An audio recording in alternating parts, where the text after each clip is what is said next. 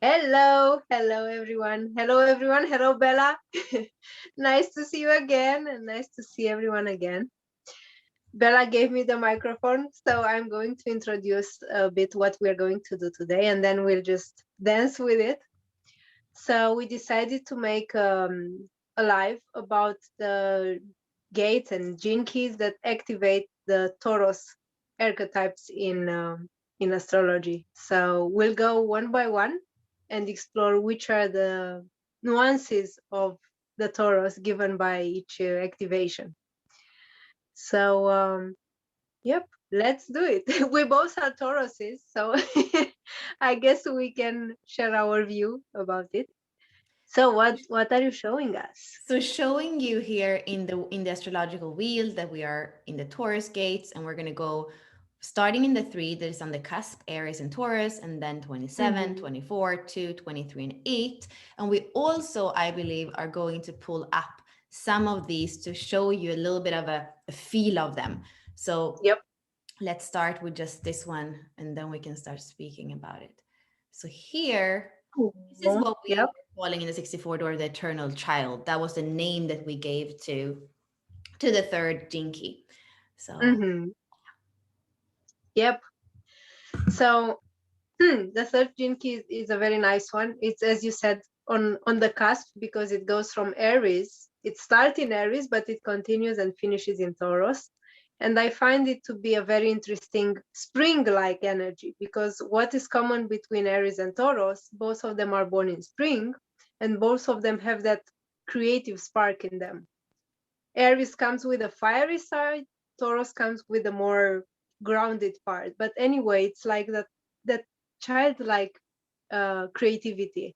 I find a lot of people have it, the ones that have the surgeon keys in their profile. So seeing the world through the eyes of a kid, that's a nice one. And whenever I work with people having this activation, I try to see them as a blooming spring. For me, it's like that energy of April. mhm. And for you Tauruses that are born in April, like I am, I feel it's we are more close. We get closer a bit to the Aries and more fiery part of Taurus. So I guess people that are here in the cusp can feel this energy. How is the third one for you? I'm thinking about the wheel again and how the new year starts on the 1st of January, and then we have the Chinese New Year 4 weeks later. And there is something for me when I read Richard's book, 7 Years on the Wheel, the first time that I was like, oh, but it's starting in the 3. That's when the child comes through. That's when the ignition has happened, the child comes through. And then it has to kind of like understand that it's alone without, it's not growing in the mom's belly anymore. It's your own unique individual self. And then in Taurus, you have to build that. You have to build the foundation with something that was ignited in Taurus. So for me, it feels like really like a beginning. And I guess what I've seen with people that have it, especially like in the 6 line or something like that, it's that a little bit like the being lost in a chaotic state and not knowing how you're going to get out of it. And I mean, that would be kind of the downside of it. I feel like in its shadow, it's a tough gate, and it's like there's nothing to hold on to because there's not really anything that's been. It's so in the beginning of a life of a human, so that there's not many pieces that are fixed, and that would be maybe what I would say the challenge, or what can feel like not that Taurus stability that you're going to feel when you come in the following transits. Mhm. Mhm. Yep, nice view. I also wanted to say about the channel. It's one of the rare channels I see in charts, the 360. And people that have it usually describe this kind of uh, energy of the beginning as being painful sometimes. So people that have this formatting channel usually say, "Okay, I'm giving birth to a new process, but I'm literally feeling that pain of going through the beginnings of something." So sometimes it might feel as a provoking energy, but it's when you can see the beauty of it, it's an amazing one. Seeing the world through the eyes of a child.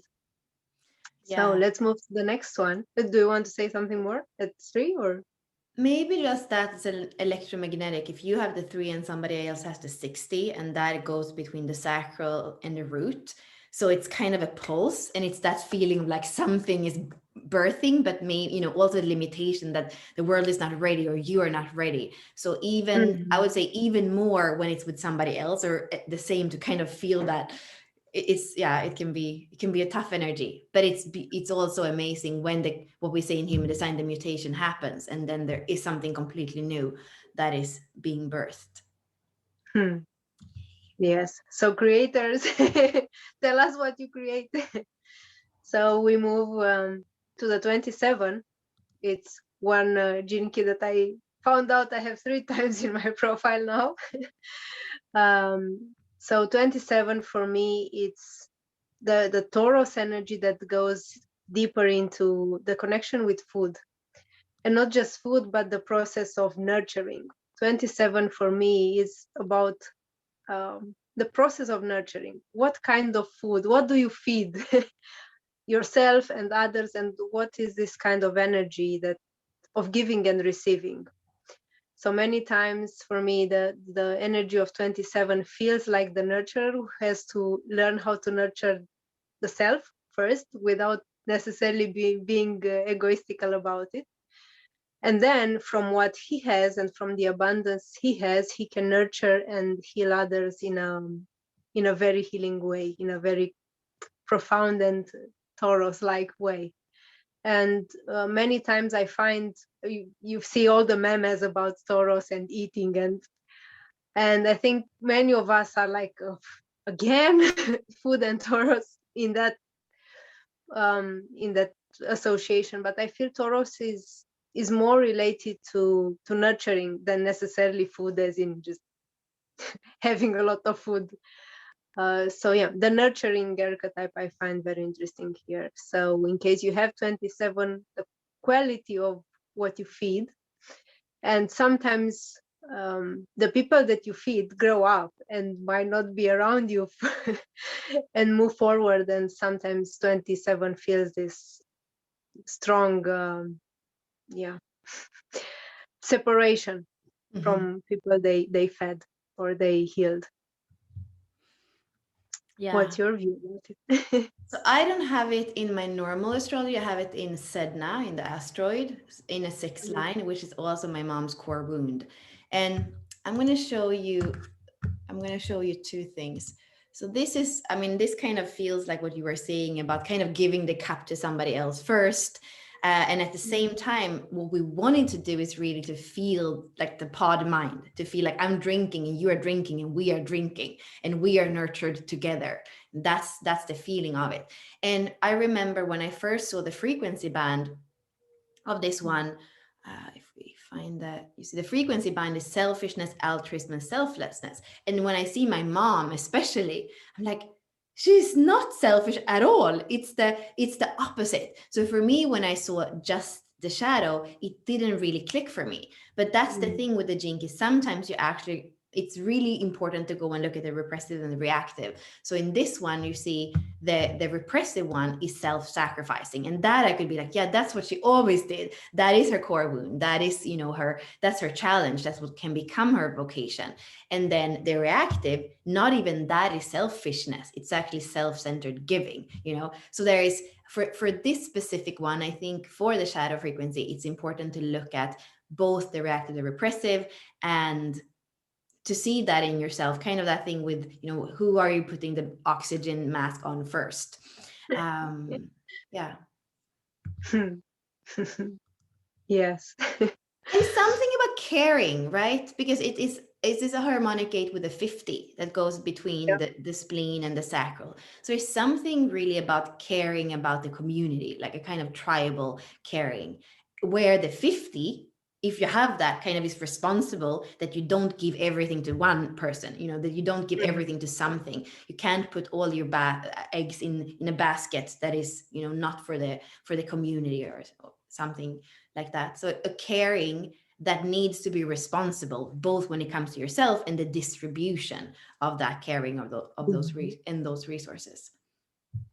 And something more I wanted to say here is that I saw even in my case, but even in other people's charts, that people that have 27, many times people having 27 are like usually get along and are in circles where healing is taking place. They are like just that kind of puzzle, the piece of the puzzle in a healing structure. And it's maybe just their presence. They just enter that room, not do anything special, just that piece of the puzzle that was needed in order to complete a healing chart. I saw that many times. And in the Vedic astrology, in the Indian astrology, the symbol of 27 is the Ashwini twins, the healers, the healer twins that had a horse head. So it has a very strong healing capacity and healing through nurturing and being there. And what would you say, because the programming partner is the 28th, which is a very Mhm. different kind of energy, would you say anything about that pairing together with the 28th, the daredevil, and then this much more nurturing key? How do you see them actually coming together? Mhm. Well, first of all, I think that that's an interesting point to see at all the keys, this opposition. So Taurus has the Scorpio as the opposing sign. So we all always have this creator and destroyer in a way. Um, yeah, that's Taurus, and the opposite part is Scorpio. So whenever we work with a Taurus key, we look at the Scorpio part too, because it's this energy, very interesting energy between the creative force, nurturing force, and the destroyer, or the more scorpionic force.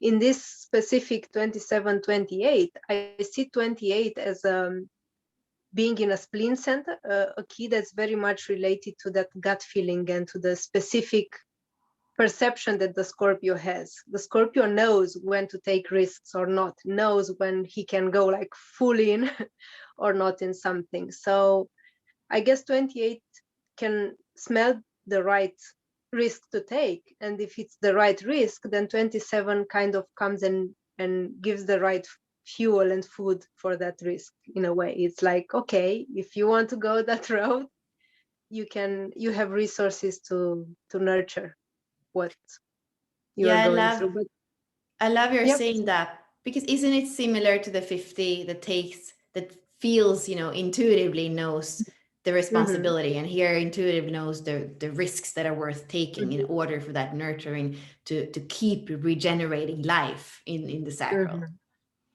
And also 28, I know you have it, I have it too. 28, the programming partner of 27, 28 is the kind of gate that saw everything and experienced everything. Like they walked life in so many in so many ways. So I guess that helps in being a true healer, because you lived it all, so you can connect with anyone and just be like, ah, I've been there. Been there, done that. Now I can nurture and heal better. Yep. And I guess that keyword to purpose, like, have you been seeking for purpose? You know what to Mm-hmm. care about. That's also Mm-hmm. why those two actually really, really are, are best friends in a way, even if they're so different. Yep. Okay, the next one is 24. I used to have 24 in my profile before I did the birth rectification. So I really studied the 24 in many layers, and it's one of the keys that I loved a lot. 24, for me, has a very interesting Taurus-like energy, because Taurus has a huge creative force that we feel very strongly in the third key, in the 24, in the 23rd. So it's that strong raw creative energy. And sometimes 24 gets lost in, I always associated with the hamster running around, or that kind of unstoppable, being dependent, or being trapped in your own thinking process many times. So when you get silent and when you kind of stop yourself from just roaming around in your head, that silence happens and the creative spark happens many times for the 24. So I find it's a Taurus key that loves silence, that loves nature, that loves seeing stuff in a new way, in a new light, in just a new way. I really love 24. It's yeah, one that I really like. What's your view on it? I feel like I've been a little bit, I see it as a little bit more challenging, Mm-hmm. because I know people Mm-hmm. have it, their lives work and in places, and it feels like it's tiring. It feels like they kind of have learned to not go over things a million times, and that it has that thing. It's in the ajna. Let's actually, let's see if I can just bring it back. So the 24 here Mm-hmm. in the Ashna, and I feel like I can see, and it's tiring for me. I have the 61, and I kind of feel like, well, it's all inspiration, and I have the 11. It's all ideas and inspiration, and I have an open head and Ajna. And people with a 24, I kind of like, it's been challenging for me. And then at the same time, for me, the 61 is my south node, and it's my SQ. So when there is an electromagnetic, when I feel on the same wavelength as the person, then it can, like, then I feel those qualities that you said, but kind of more watching a person. Mm-hmm. It's felt like I'm happy that this one is not in my chart. But that's, in a way, a personal experience with it. Yep. um yeah, for me, what's fascinating about the 24, thank you for telling where it is in the centers. Many times I find it that it's present in people that are crazy about information, that love to read, that love to find out new stuff. So it's also a way to just give fuel to that continuous thinking process. So it's not just being, I don't know, dependent on smoking or alcohol. It can be information or art or traveling that you do just continuously without giving it a break to be silent. Yeah, so Yeah, exactly. So what you're saying, so addiction and invention and silence are the three. addiction. Yeah, so that addiction is exactly. I often feel like I guess that all addiction comes from the mind, but like you say, it can be it's people that kind of want to come to something very precise, and rationalize it until you come to that very precise truth. But the whole thing is the truth always changes. So it's like, Mm-hmm. then you're never free. And I guess in a way that's the same thing with the 61. There's always a new inspiration. There's the inner truth always evolves. But I really love this art. This is Lindsay Foy who painted for us last year.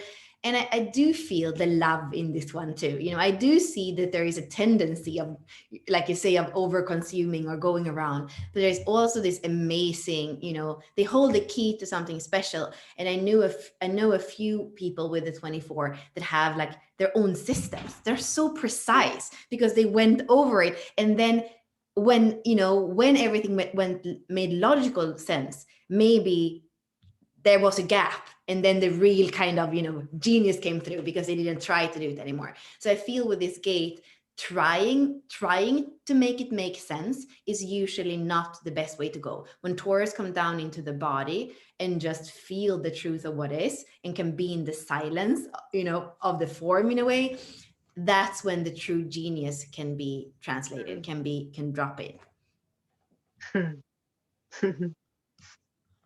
Yes, I'm sorry I don't have that one anymore. Well, the next one is the second gene key or gate. Um, One that's very dear to me because I have the programming partner.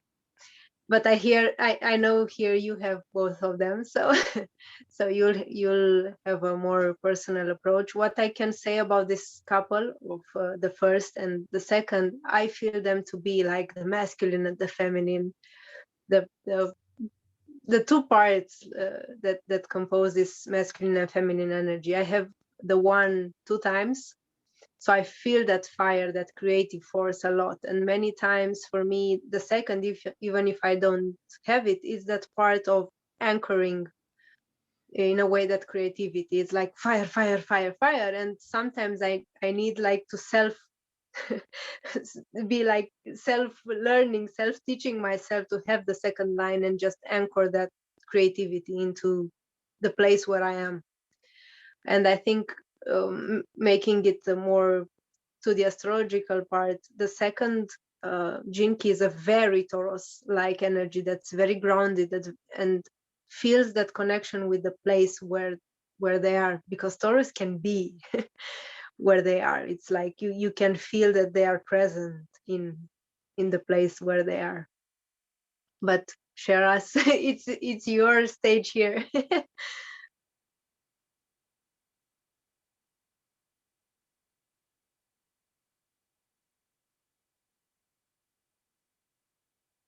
I don't think we can hear you. Oh, you can hear me now. It's Yep. better. Yep. So Okay. what you were speaking about is the 2 in Taurus and the 1 Hmm. in Scorpio. And here we Hmm. speak about prime yin in this element of earth, and then um, we have prime yang, and either we could say water or we could say heaven, if we speak Hmm. about the Chinese. And yeah, so my life's work is the 2 and my evolution is the 1. And I feel every time I meet people that have these in their activation sequence, like when they have the 2, I know that these are people that have to span like something big. It's like you're spanning the universe in a way. That eras, that spark that created the Big Bang, the universe that had to wait in the void. And then, like you're saying, taking that and anchoring it into form. Like, it's a big process, and it's not a tangible process at all. And I know that for, you say it's like it's learning. I mean, I think that when you come in as the eternal child, in the beginning of Taurus, it's this whole, like this, a process of learning to be. It's a process for a human being. And when we look at the shadow frequencies of like being frenetic in the first gene key, and being regimented in the reactive of the second, it's this life where you can't sit still, where you don't know how to be in the body, where you feel lost, or you kind of collapse because you give up. So really, I feel like there's really the beauty, which is the gift frequency of the 1. The beauty is when you know how to feel, when to anchor in the body. And it's scary as a human being to do that, because we are an imprint of everything that's there. And like, what I, instead of like using words for it, like this for me, we first had one painting done that actually became the water goddess, which is the 29, which was very alchemical too, but it was much more watery for me.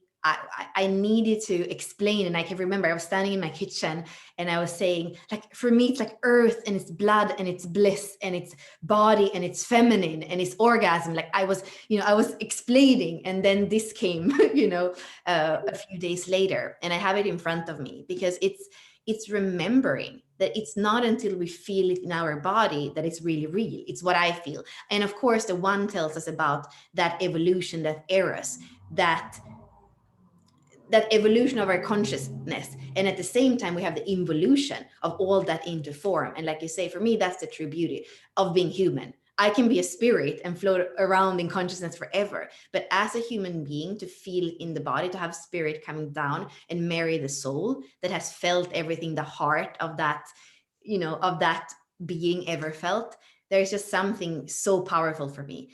And maybe that's the thing, that the two and the Taurus can look really calm and silent on the outside, but the eruption of life and earth that's going on inside, that's something that we learn to hold with more grace, is what I feel. And I know this is a little bit out there, but I know that anybody who has a 1 and the 2 in their activation sequence, or in their SQ, or somewhere else in their chart, I know they can feel me. Hmm. Yes, and it's I feel that the second gene key has this strong, as the picture here, the strong sensual side, like the water and the fire, both the water and the fire. And Taurus is a very sensual sign. Mhm. So is Scorpio. Scorpio is more sexual, but Taurus is more sensual. But this combination is like, here in this gene keys is like so vivid.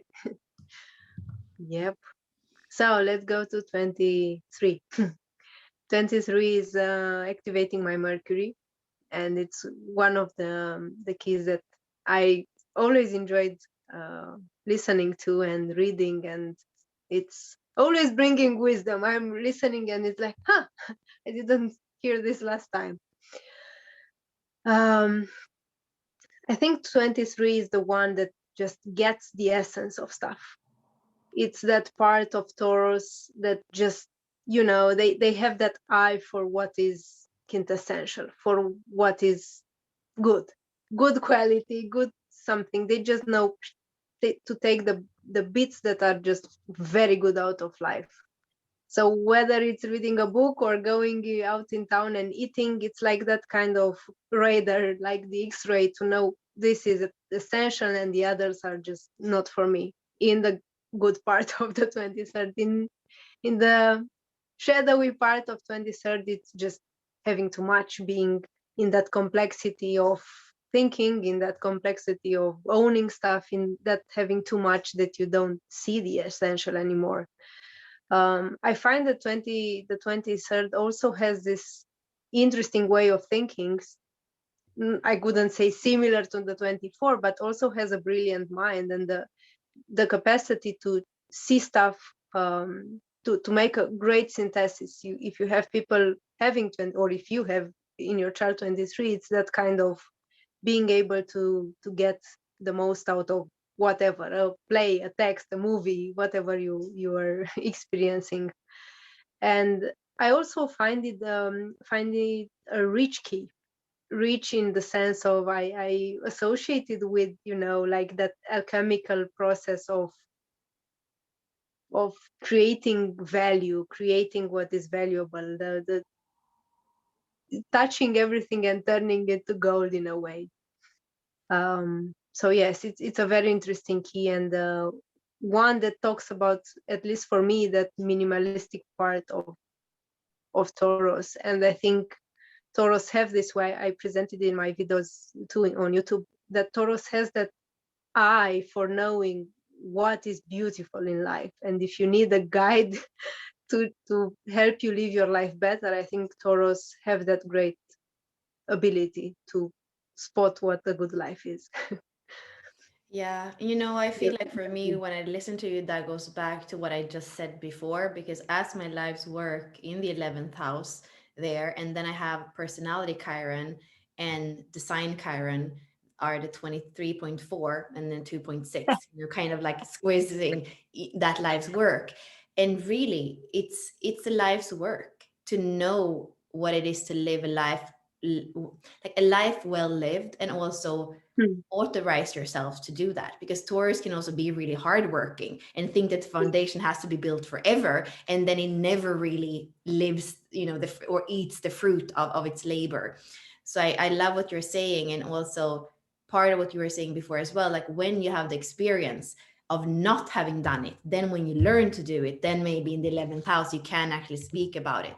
So it's a Taurus is, I feel for Taurus, it's always a path there. It's maybe, it's naturally inborn, but it's kind of, we forget it and we have to remember it away again. That's what it made me think of. Mm. The 23, I would say, for me, is the inner truth. It's like whatever your inner truth is, that is what you're here to go with. Don't outsource everything, like your diet, what it is to have a beautiful life. Even when it comes to, especially when it comes to things with the body, when it comes to this vehicle, to this form, who are you trusting? You Mm. know if that relationship is being penetrated that way by your lover is the right way. If the doctor, giving you that treatment is the right thing. So for me, the most important thing is, don't outsource your body to anybody else. Be spontaneous, be relaxed in your body. And then I feel like the 23 can really, it's that simplicity of life that just bubbles in those people. um Mhm. and I'm Can just you show us? Can you show us the image? Mm-hmm. So the image is very simple here. I'm not Yeah. 100% sure that I would depict it like this. I mean, Mm-hmm. the thinking we have is that it's coming inspiration the 61, and then it's Mm-hmm. being coming into the 24, going over it, and then it kind of drops down in the gap, and then it is translated out. The inside kind of is of course, the 43, and then the translation is the 23. So that is the way that we are thinking. So what we were calling it is the translator. And it has the spontaneity to kind of just say it. But it's important to know that, if you are not around the right people, there is this risk for being called a freak. And that doesn't mean that you should lose your directness. You have a directness, a spontaneity, and it's to find your allies, and it's also to have a little bit of the articulation needs to be done. Some of the new ideas that the 23 are bringing in, they are so new for the world, so you need to kind of articulate them in small, simple pieces. Otherwise, it's going to be hard for other people to digest. So that is also one of the beautiful things. And I see this with my mom. So she has the 23.1 in her radiance, and she can, even when she writes a text message, she will go over it and simplify it so that it can't be misunderstood. Of course, 5-1 with a 23.1, like she's gonna do it until there can't be any mistakes. She doesn't want to have misunderstandings. So that's kind of funny. And sometimes I'm like, well, that makes it complex. You cannot just write and send it. But that's kind of that's how it might work. I find usually that this dialogue between the 23rd and 43 is fantastic. Like, I find it's one of that energies that brings people together like no other. Many times it's like the geniuses meet, like the freaks meet. It's like, I can speak all my stuff around you, I can be understood around you. So I found it in many relationships that work beautifully. If one has 43 and the other has 23, it's like, wow. The universe is communicating through us. Yeah, because it is this individual circuitry, so it's new, it hasn't been spoken before. It's also powerful because we can see in the wheel that it's both the programming partner, what's on the other side of the wheel, and it's the harmonic gate. So Mhm. it is Yeah.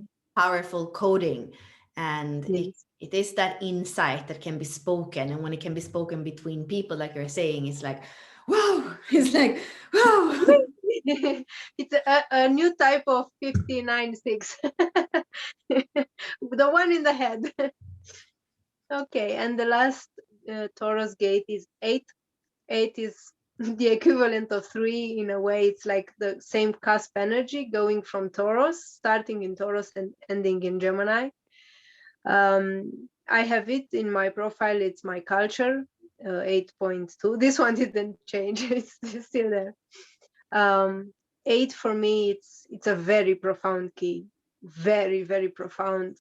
I i can't i don't even know how to portray it best. I think it's the diamond of the self, as written in Richard's book. I resonate with that a lot.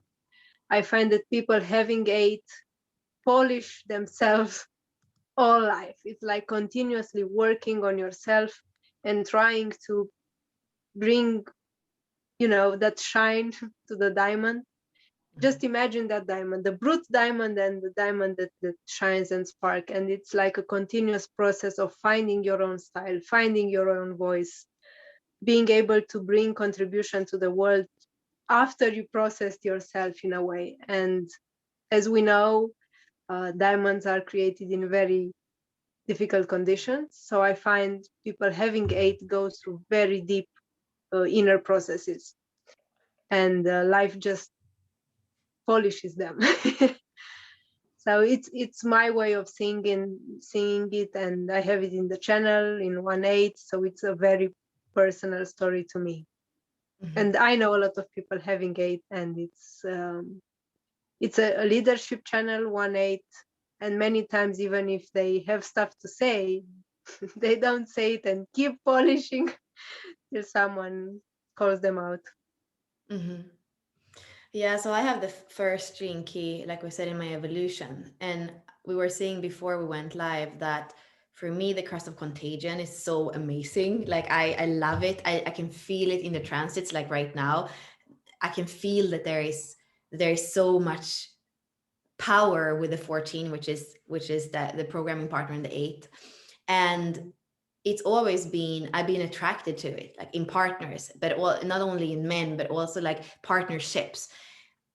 And I guess it is because it's giving me that my life's work 214, connecting between the sacral and the G, and then the throat and the G, the 1-8. It's like, suddenly energy can flow, and suddenly there is an agent that can kind of put words on my vision, can put words on my creativity. And it just feels like, oh my God, I don't have to do all the work by myself. And also, it's not only what they do with me, but I see them as role models in the world. I see them as somebody who stands for something and who's not going to compromise, their own power. Of course, it's in the higher frequency. And that's also the sad thing. If you see somebody who has the 8 and the 14, and they're not living their truth, and they're compromising, and they don't have anything to be an agent for, like, then it's like, it's really depressing. It's really, really sad. Mm-hmm. Yep. I resonate with both sides. I have 8 and 14.